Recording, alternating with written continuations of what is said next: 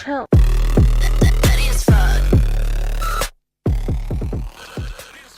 Draft Daddies, 5 years, and it feels like it's been like 5 years since we've had a podcast, honestly. I'm here with the Pod Fathers, and it feels so good to be here with you guys. Seb, I know you're excited to be here. Aaron, well, we're happy you're here. I don't know if you are, but we'll get into it. I think you've got to be feeling okay. We're going to get into all this stuff. Gents, how are we? I mean, basically like we haven't missed any time. You know, we jump right back into things like we've done this all season. I mean, kind of have.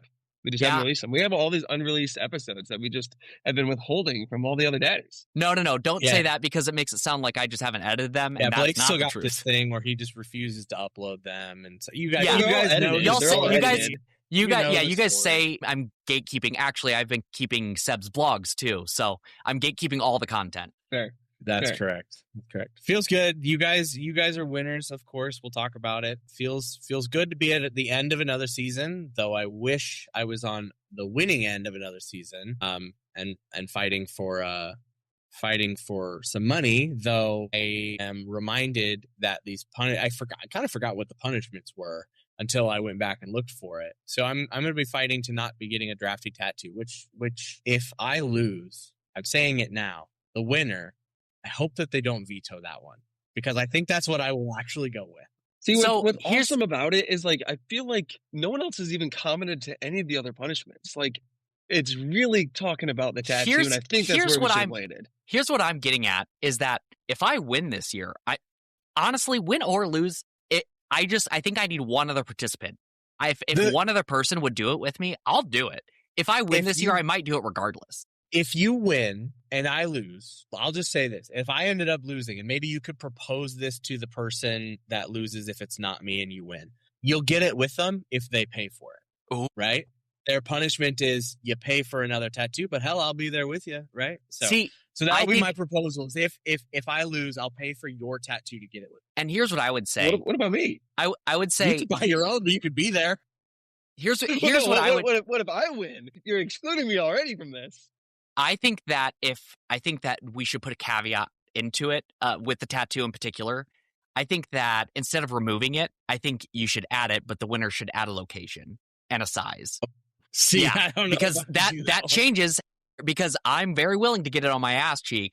I'm not willing to get it on my arm. You know what I mean? Like, food for thought, guys. Food for thought as we'll get into it. But hey, how fun would it be, though, if we did get, regardless of winners and losers, if anybody was and wanted to get a drafty tattoo anywhere on their body, that would be a fun, like, early day thing to do on Celebration Day. Throwing it out there. Like I said, I think I just need one person to do it with me. And I'm kind of looking at you, Seb.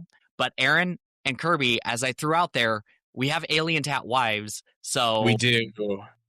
And I'm I a just think it's queen only and- fair. I think it's only fair that when Bree's hitting me from the back, that she's staring at Drafty. As anyway, gents, Aaron, you pulled away some hot takes, or we were looking at some not hot takes. Sorry, you did do that as well, but we were talking about some stats and stuff, and I know that you were interested in this. I think there's just some interesting takeaways from it. Do you wanna glide us through those real fast? Yeah, now that we've got season 5, under wraps, we can make some analyses of the final standings as well as the final points for, and make some conclusions here. Essentially, all around, this was somewhat of a below average season in terms of scoring, but barely. We also learned that really we're very close to a mean in terms of average scoring across the league over 5 years, with 1,405 being the average this year. The highest ever, which was when we were a 12-person league, was 1,445, only a 40-point difference. So this is our new lowest, but only by 3 points. So this was not really necessarily that much of an outlier year, though it is our lowest scoring year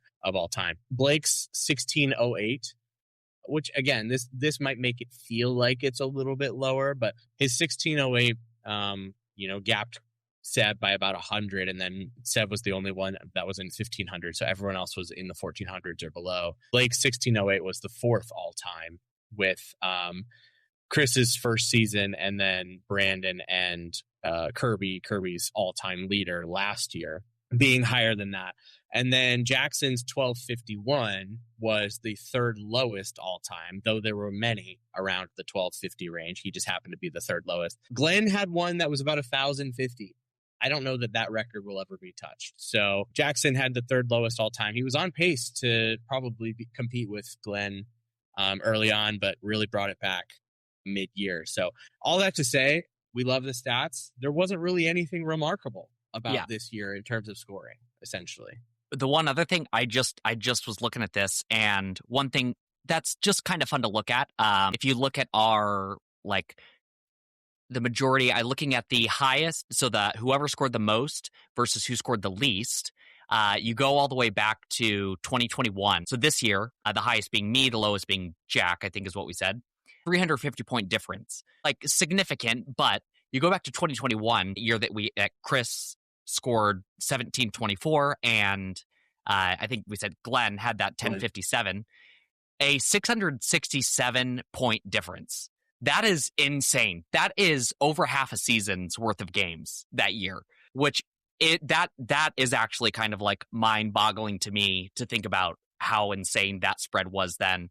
And also really interesting to look at that continue to get smaller and smaller. I think that it's because teams, this league, and all of us, we're just honestly, as strange of a sentence as it is, we're getting better we're just better at fantasy. We're better at managing teams. And like I've said many times, I expect greatness out of anyone in this league and any other league that they're competing in, because we're breeding. I feel like we would be up there in the pros of fantasy football. Hot take. I really think we need that to be a slogan next year. We breeding. We breeding. We breeding. We breeding. Well, and you are, because you've got 2 on the way, and I have bread.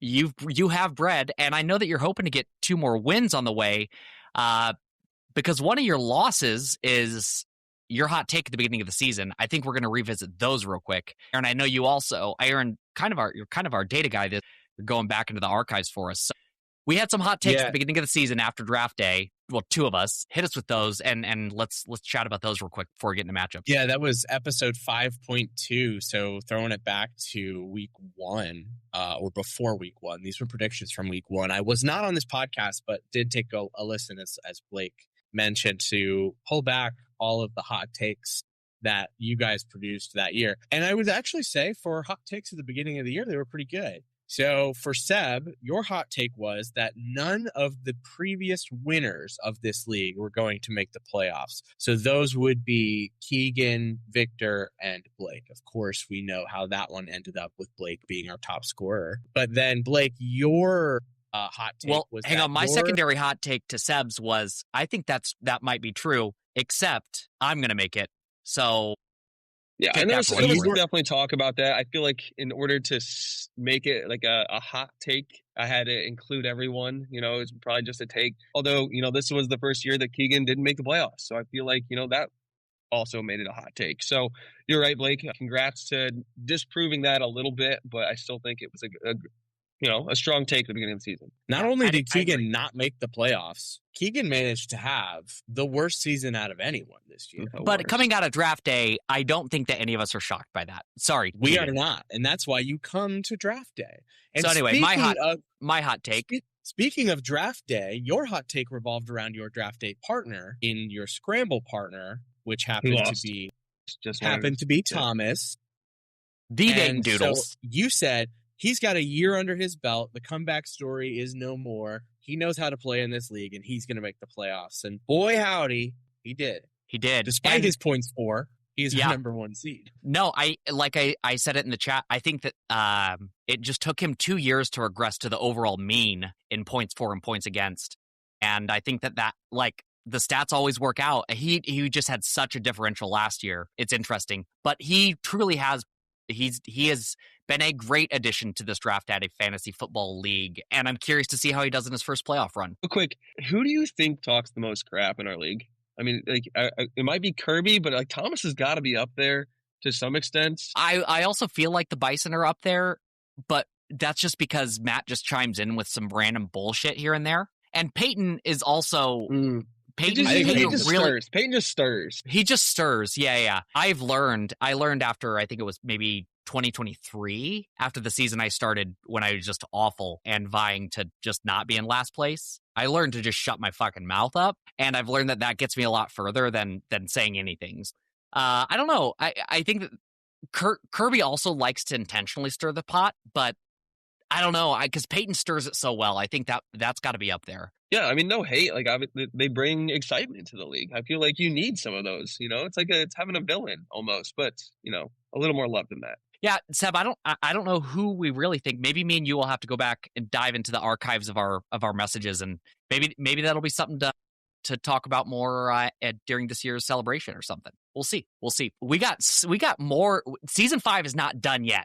2025 season is not done yet. We still got some playoffs, some consolation. We got a winner, we got a loser to figure out who they are. And are we going to start with the loser ladder, the consolation bracket, the toilet bowl, whatever you want to call it? Well, Aaron, I know that you said it in the text, but just in case you got some people out there that don't know how to read, but they like to listen instead, as we talk about this consolation bracket, just a quick reminder on how that's set up and what that looks like for what happens if you do end up in last place. Yeah. And just so you know, if you aren't watching right now and you do want a reminder, I'm going to pop it up. Here is here is the bracket, and we're going to go through these matchups. But yeah, so with the reseeding, just as a quick reminder, Keegs gets a bye here because the loser always moves on. So the highest remaining seed after that will get reseeded to him. So he'll be having theoretically the hardest matchup, and losers move on in each of these. So yeah, and to remind you all on the punishment, I put it in the chat again, sorry. Because I forgot about it, truthfully. So the loser gets to choose from a few punishments. However, the winner gets to eliminate one of those choices, which might be the one that they would identify as the easiest. So you have 4 options: a draftee tattoo, a 5-minute comedy set, 10,000 push-ups between the Super Bowl and draft day, and then a vlogger selfie at the Super Bowl winning team's stadium. So if the Bills win, you go to Buffalo. So you get to pick between 3 or 4 of those, with the one being vetoed. So you've seen the punishment. You've seen the consolation ladder. Now let's talk about the matchups, right? So we referenced it, but Team Keegs, despite his amazing draft day, ended up being the worst team in the league, 3-11. The G-Train Rats pulled out a miracle in week 14 of the season to not end up being the loser. So Keegs is now stuck with the bye. You only have 2 chances to win in Keegs' position to get out of the punishment. So Keegs will have the bye as the 14th seed. So now our next matchup will be the Victorville Villains, who were on the precipice as the closest loser to being in the playoffs, but that doesn't matter much, right? You're still playing for punishment now. So the Victorville Villains 7-7 at the 8th seed versus the G-Train Rats at 4-10 in the 13th seed. Actually, both these guys are coming off wins in week 14, but this will be an interesting matchup. Looking at these two teams, you've got Lamar versus Jordan Love. What I think we'll see is a big matchup in the running back room. You saw this past week, Tony Pollard went nuts. So Tajay Spears for the Rats, maybe not the greatest play. But Devin Neal on the villain side, he's been playing waiver wire running backs all year. Devin Neal actually had touchdown, pretty good production instead of Alvin Kamara. Kamara is supposed to be back this week. We'll see how that split looks. Devin Neal has looked far more productive in his carries than Alvin Kamara has all year. Wide receiver room for Glenn, Puka can carry this man to a win any week. We saw that this past week with him scoring 32. So it could absolutely be a Puka show no matter what, And on Vic's side, AJ Brown, Khalil Shakir, Jalen Hurts can't throw the ball worth shit, AJ Brown has been better these last couple of weeks, but I think that it pretty much is unknown what could happen week to week. And then, in the latter half of this roster, Jalen Waddle is kind of the star, but not a whole lot else going on. So looking at these two rosters, I think that this is actually quite an even matchup, despite being 13 and being number 8. So I'm going to make a bold prediction. I think the Rats aren't doing a punishment. I think the Rats are going to get their win out of the way. And Vic is unfortunately going to fall and go to the next round here after being so close to making the playoffs. Yeah, I do. I'm gonna think that Vic's gonna probably put Wan'Dale Robinson in there over Khalil Shakir, but maybe not. I guess we'll see. I think that this is going to come down to, really, for Vic, one of two things that he's going to have, as he's seen in his recent matchups. He's either going to have Lamar have a huge day, which potential for this week, right? They're in Cincinnati. Cincinnati's been in some shootout games, but worst defense in the league, but looked better the last couple weeks. So we'll see. So he either needs that or AJ Brown to have a touchdown to remain, like you said, looking better, but still not what that Philly offense is not. It's not what it has been in the past. So I think that there's too much unreliability on the Victor side, and I'm going to also give this one to the G Train Rats. I think he's gets this win, secures not being in last place, and I think that he comes back next year. Yeah, I love that. And not to touch on that point too much, Aaron, I know we talked a little bit. I do think Puka can be a huge X factor here. I was leaning heavily that direction up until we brought up a little bit of their bench. And I do think if we add Kittle and Wandale into this offense for Victorville, I do think that Devin Neal can do enough. I don't know what Kamara's status looks like for this week. Just an interesting point to make. Both of these two teams are the lowest roster moves on the year, right? They're sitting at 12 and 11 respectively. And so are they going to, not even just picking up players, but are they really going to make changes before this weekend starts to happen? Right? How much are they even monitoring their teams right now? That's always been a question with these two right now.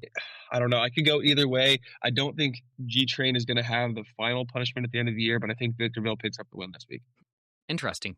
Well, getting into this next one, talk about a team that's on the up and up. The Jacksonville Jacks, and this is actually probably the most compelling matchup in my point of view of the consolation bracket. Peyton, with his replacement roster, his bye week roster, popped off last week, and he wasn't expecting that whatsoever. And the Jacksonville Jacks, I think if this was a 28 matchup season, I think that maybe he ends up 500 just because he's trending in that direction.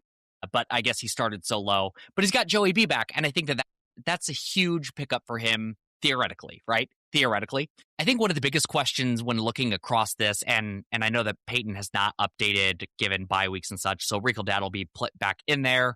Maybe we see a little bit of shifting of wide receivers. We definitely will. But CeeDee Lamb, he's going through concussion protocol. Looks like he's going to play, but is still truly questionable.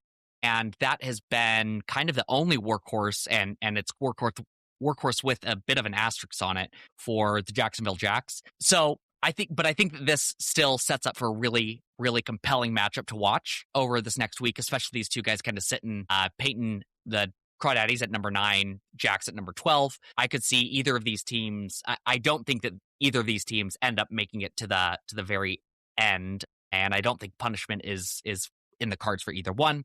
I'm going to give this matchup, though, I think, to the Tarkin Crawdaddies just because Josh Allen seems to be a second half of the season guy. And the last couple games, he's been trending upwards. I know they're in New England, plays well in the cold. They're going to be in the cold, right?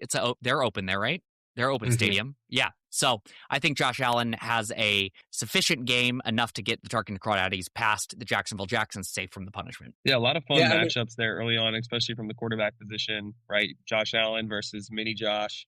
You got Joe Burrow with Lamar in Baltimore or versus Baltimore. A lot of fun matchups here. I just don't know this week, if Crawdaddies are going to have enough, right? They put together a lineup last week, made it happen. I know they have a lot of firepower still on their bench that they're going to put up. But I do think it's going to come down to, I think Joe B's going to play well this week. I think Chase Brown's going to play this week. It'll be interesting to see Tarkenton root against those guys. I was just thinking that. Part of it is I think if I could think about all the daddies in the league and the people who I think would have the most, I don't even want to say it, have the most fun with the tattoo on their ass or wherever it's going to be, I think Peyton would be hysterical. So for that matter, I think he loses this week and Jacks move on.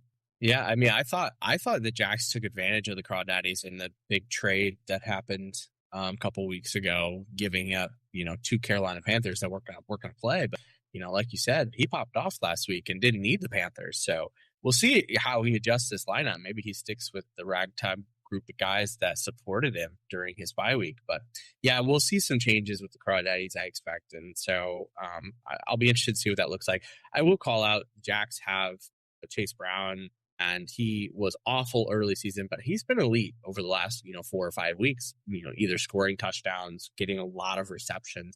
And with Joe Burrow back, he looked great. And so this team, I'll be interested to see what which of the three Bears failing receivers he decides to go with. I was about to call out that I just realized that he now does have the three Bears receivers, and it literally is a crapshoot. You don't know who it's going to be. He just has to hope it's not Cole Kmet or last week.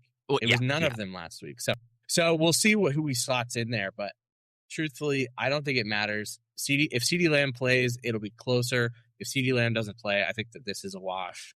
I'm giving this one to the Crawdaddies. All right. Yeah, great takes there. And that leads us into our third matchup.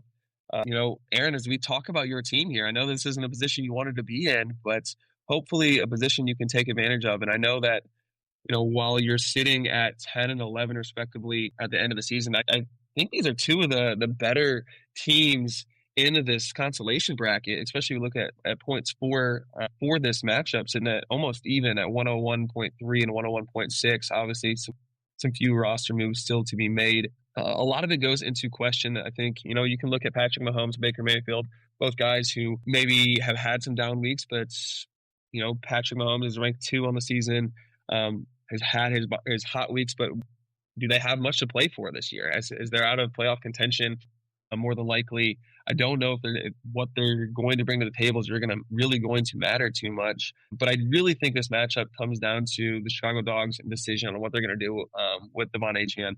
I don't know if they're going to be able to snag their backup off of waivers, rights.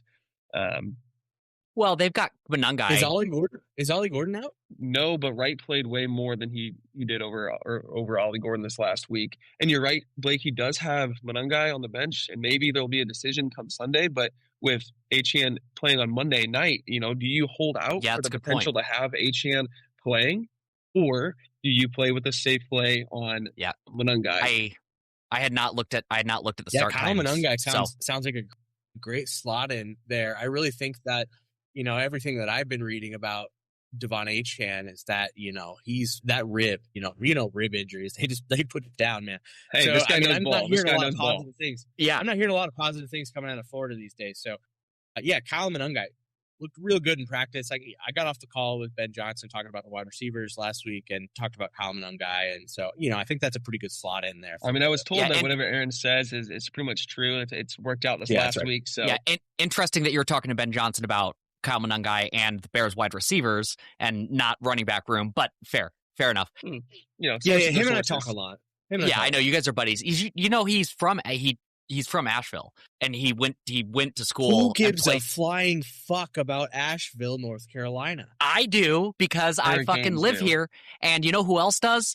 50-degree weather right now. So fuck off, both of you. Well, anyway, okay. Well, to continue. To continue here. So you have that running back situation. I really think it's going to come down to that at the end of the week. Bucky's on the way up. I think he continues to play really well against a struggling Atlanta defense. Some receivers that maybe are kind of hit and miss, and he welcomes Travion Henderson back to the offense. It hasn't been incredible now that he's in a running back timeshare, but he has potential to go for 25 this week against the Buffalo defense. So a lot of running back potential. On the flip side, you kind of have this wide receiver push. I know that early on in the season, Williams and even Judkins, when he came back when he came kind of fully on, has been the guys at running back. But the receivers, I think, are the biggest questions. Can Nico continue to produce like he did last week? It looks likely. Justin Jefferson doing enough against the Dallas defense, right? Is he going to be a dud, or is he going to do something? 9 looks like the guy right now.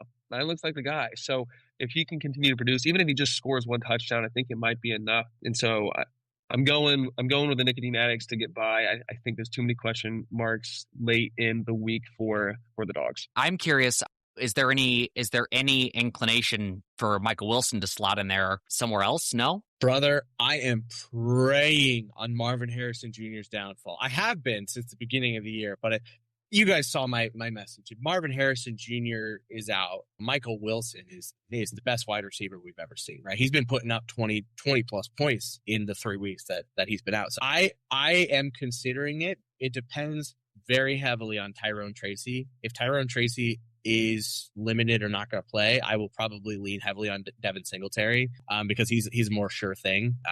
Michael Wilson has a chance to go in that flex. I was just curious, just looking at it, because when I look at your guys', I very much, if you want to say which team do I think is going to produce more points on average when I'm looking at these two rosters as it is, if you simulate this matchup this week 1,000 times. I think the Chicago Dogs come on top.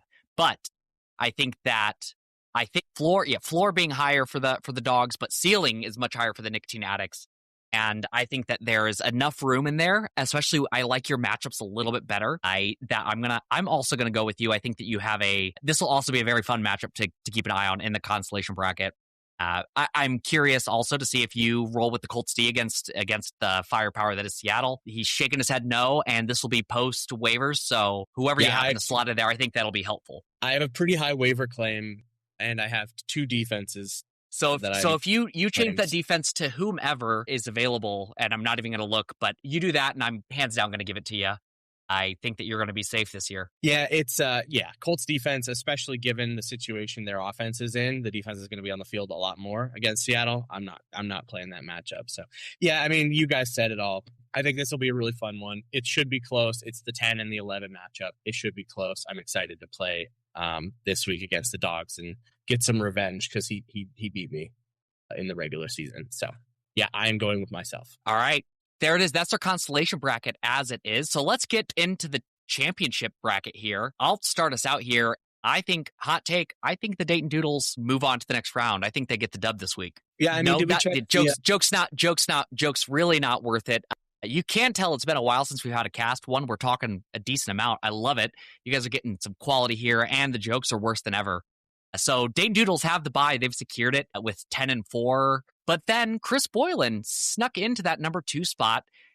He beat out those Bison by the hair of a chinny chin chin, just as Sir Coxlot got into the playoffs by the hairs of his chinny chin chin. And we've got this, 7-7 and a 9-5 team. Aaron, what are you thinking for this one? It's looking pretty close as the numbers lie today. Yeah, I mean, we talked about the juggernaut that the Cox built with all the trades that he made. Last week, maybe a little bit of an underperformance of what you might expect, but his team is scary, man. And I will say, Kamish, you mentioned 9, and though 9 may have looked elite, 9's favorite target was not Justin Jefferson.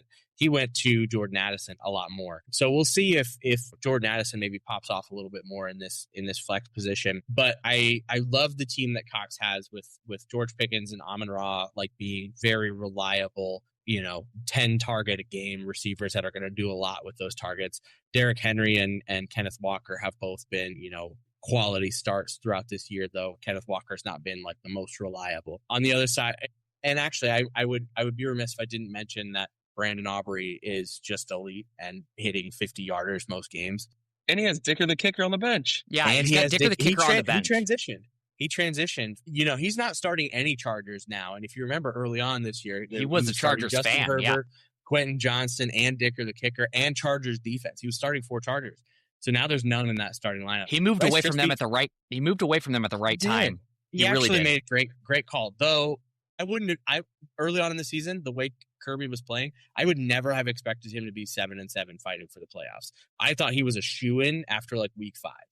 Rice Krispie though was at kind of opposite. Yeah, he has won 4 in a row to make the playoffs as the 2 seed. So he's kind of going the way of Jahmyr Gibbs. As Jahmyr Gibbs goes, he goes. But he's made a lot of, really great moves, especially waiver wire pickups. And it's Gainwell, but also Jacoby Myers. Sticking with Jacoby Myers, he looks great as a Jaguar. I love the role he plays with the Jaguars. So seeing him in the starting lineup is great.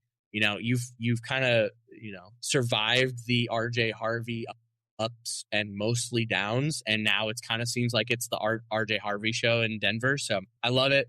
Dak Prescott has been great all year for the most part. Brock Bowers is Brock Bowers. He's going to get you some points. So, on paper, Rice Krispies team is not nearly as scary as the names you see on Sir Cox-a-Lot's side, right? Sir Cox-a-Lot has some top tier names, but you've got RJ Harvey, Jacoby Myers, Chris Olave, Gainwell starting on Crispy's side. But I do think this is going to be a pretty close matchup. I think the trades made the difference here, and Coxlot's going to see the production out of those trades. So I think that this is going to be 115 points for Cox, and he's going to take the win here. Yeah, I think I tend to agree with you in the means of a high scoring matchup for both teams here. I will be interested to see if Chris decides to go with Dak against Minnesota or Brock with Tennessee. I could see that floating either way, truly. And I don't know. I like the boom potential of Chris's team, but I think Jahmyr Gibbs alone, with seeing less production on Derrick Henry's side of things, I think that Jahmyr's point boom potential is going to be enough for me to go ahead and I'm going to give this one to Chris. And I think he's probably, I could see him making a deep run in these playoffs if he keeps Dak there, because that's how I made it. My first year when I beat Chris in the championship was with Dak at the helm. And I think that for some reason it works. And on that feeling alone, feeling not going off the stats, I'm going to go with Rice Krispie on this one. Yeah, just like you guys said, I think this go either way. Unfortunately, I think the demise here is that T. Higgins is unlikely this week, and he's been a lot of that firepower for Chris, right? There's been a lot of up and down from a lot of players, a lot of them to hit decently. I do think that he could potentially be a really scary week with RJ Harvey coming on strong, Jamar Gibbs, a lot of good weeks, and Brock Bowers even finding his way in his offense again. But I just feel like Sir Cox-a-Lot has enough this week, and I just don't think there's enough big points to be scored by Chris this week to keep up. Well, Chris has a new puppy, so that's also that's fresh in my mind. He keeps sending me pup dates, and she's pretty dang cute. So maybe I think he's trying to sway me knowing that this was coming. But yeah, could be. Or, maybe he's just distracted. Maybe a puppy's distracting when it comes to the real priorities here. But a guy that's definitely not distracted is you, Blake, right now as you coming into this sorry, what? Sorry, I was distracted. Sorry, go ahead. Never mind. I'm going to switch my decision here. Anyways, yeah, you're coming in really strong. You're projecting the most points coming into this week's playoff matchup against the Bald Bison. As the Bald Bison come into Asheville, a place they've probably never been and probably never wanted to be before. But can't blame a guy for trying. The matchup we're looking at, we're starting with the quarterbacks here, Caleb Williams and Bo Nix, two guys that have played well enough, two guys that have probably been a little bit under the radar, unless you're a Chicago fan who's been watching them week in, week out. To think that Bo Nix is leading arguably the best team in NFL right now, and I feel like is largely underperformed. It's kind of surprising, but he's held his own week in and week out. I do think he had a tough matchup versus Green Bay. That defense is tough, but so is Cleveland. Take that as a wash, if you will. Running back, CMC has been absolutely electric. Blake, I know that you're like doubling his points for every time he scores. It's like 2 from a couple years ago for you. So it's been super exciting to see that happen. And really, I mean, you can be excited about CMC all you want, but I think the big winner is JSN. He's got a chance to win Offensive Player of the Year. I think he's the favorite right now. And I just feel like what he does week in and week out has been absolutely incredible. I mean, it gives you feelings of Justin Jefferson from last year, right? Like, he's got like that high ceiling, maybe even better than what he's done last year. Likely that's going to happen the same way when you look at him playing the Colts defense this week, a whole Colts team that's in shambles, but who knows what'll happen. On the flip side, DK Metcalf looked really well against a struggling Miami defense. Devontae Adams had his one down week last week. He's probably going to catch 3 touchdowns this week. I'm not trying to speak that into fruition for you, but what a red zone threat that he has been. There's a lot of firepower on both teams here. When you look at JSN and when you look at CMC, those two guys alone can put up 50, 60 points in 1 week. Some interesting players here and there. I think the Bald Bison are going to score more than what they're projected for this week, but I still think, Blake, that you're going to take this one home. Yeah, I couldn't agree with you more. I love the running back room of the Bison, right? Pollard's coming off of, 2 massive touchdowns last week and had 25 carries. He, took over that backfield, but, James Cook and Tony Pollard and Chris Rodriguez versus Christian McCaffrey, DeAndre Swift, and Travis Etienne. Like, it's not even close, truthfully. So, and then Devontae Adams, 13 touchdowns on the year, but Drake London still has kind of been that dude when he plays. And then JSN, right? He's a baller. So against Colts defense, I think there's no way. I don't think there's anything else you really got to say. I think that, again, Bison put up a fight, but against anyone else, they might win, but I don't think they're beating Blake. Hey, appreciate that support, and I hope it doesn't come back to bite me in the butt. I'm hoping that Drake London's good to go this week. I think that will... I feel very confident going this week if he plays. If not, I'm sitting a little bit more in the having some fears, feeling a little bit less stable about it. But nonetheless, as I continue to look at my team, I'm still really happy. I don't think there's any other moves I would make, but feeling really good about that, and also feeling good about the Philly defense going up against Las Vegas. I think that could be a nice little icing on top of the cake. Obviously, going with the Asheville amphetamines on this one. I do actually think the Bald Bison are one of the toughest draws you could have had for a first round. You say that, but it's at the same time, this next matchup, I like when I look at everybody in the playoffs, and we called this out, of our 7 teams, 5 of them are 9-5, right? So crazy. Like that is just mind boggling to look at. And these next 2 teams, the Muncie Monstars and Mr. Kamish, Conk Me Laddie, also, sitting at 9-5. I don't think that of those middle teams, I would have chosen differently. In fact, I think I probably would have chosen the Bison for myself, because I think this is a matchup to watch this week for in the championship bracket. We've got Jalen Hurts and Drake May. Jalen Hurts, what did he have? 0.4 fantasy points last night? Last night.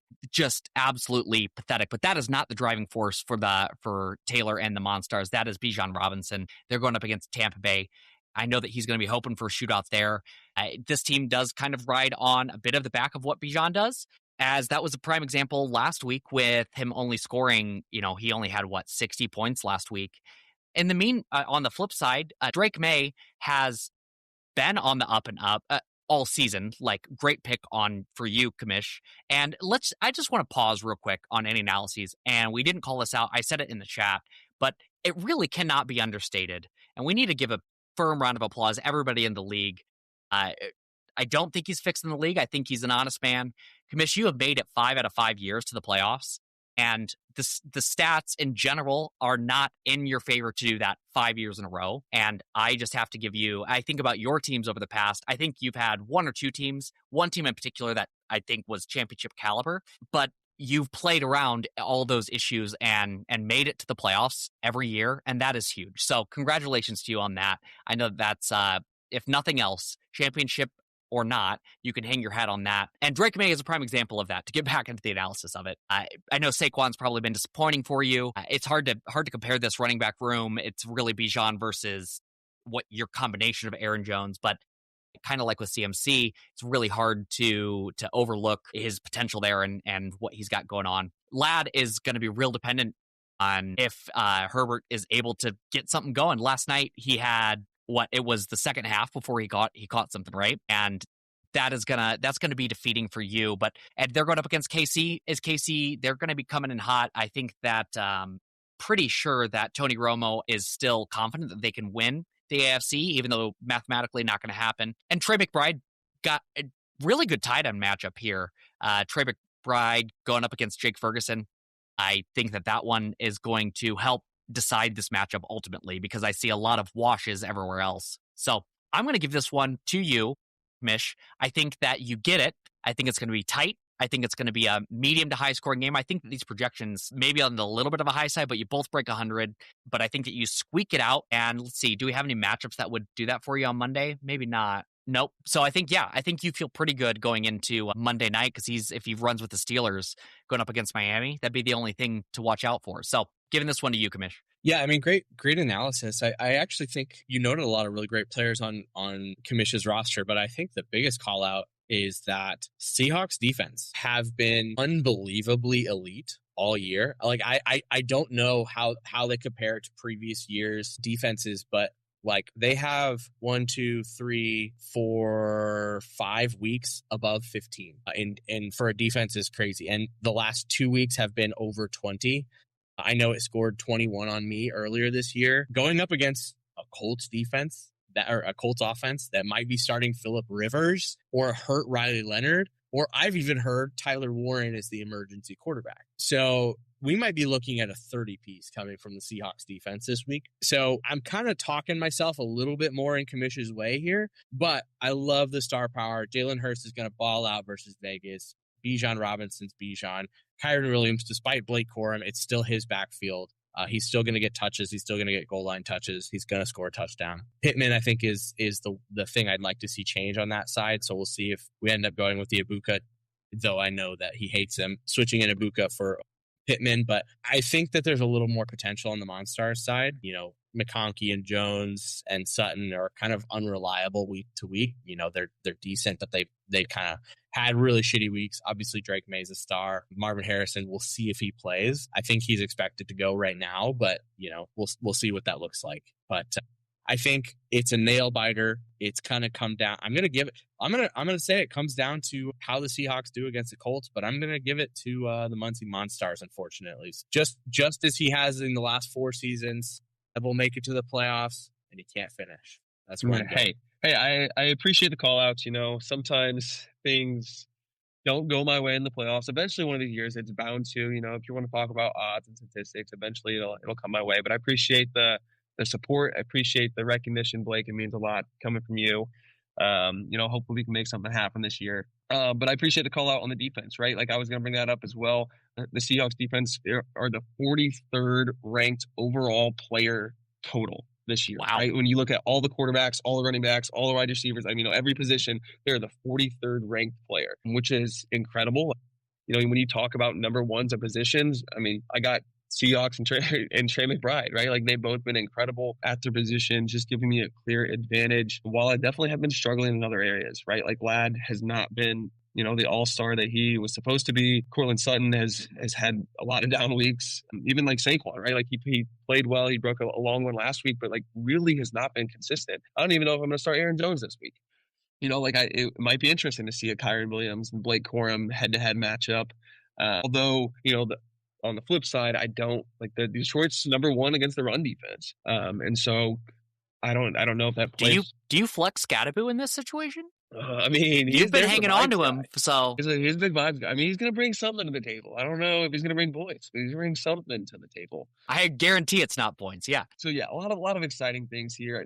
I agree with all you said. Like I do think the Monstars, as Monstars will, there's a lot of potential for big booms here. That's why their position ranks are going to way outrank mine. But I just got to have enough people to get the job done this week. I think it happened. I think Trey McBride has a good week this week. I think the Seahawks continue to have a good week. I think Drake May goes toe for toe with Josh Allen this week. I think they pick up a win, and the Patriots do.